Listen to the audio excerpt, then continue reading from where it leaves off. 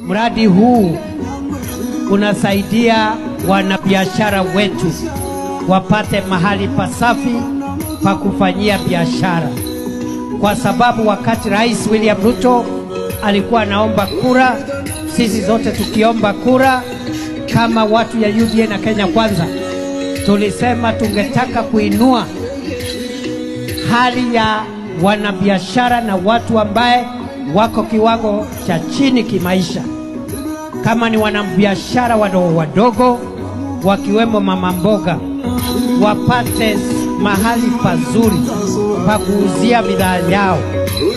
Wawache kuuza bidhaa yao kando ya barabara, kwenye vumbi, kwenye mvua, kwenye hatari ya magari. Waingie mahali safi, mahali kuna vyumba maalum ambavyo vimewekwa hapo.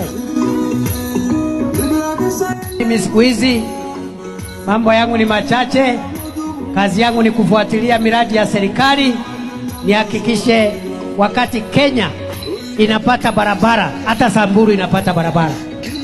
Kazi yangu ni kusaidia rais kufuatilia miradi ya serikali, kuhakikisha wakati Kenya inapata stima, Samburu inapata stima.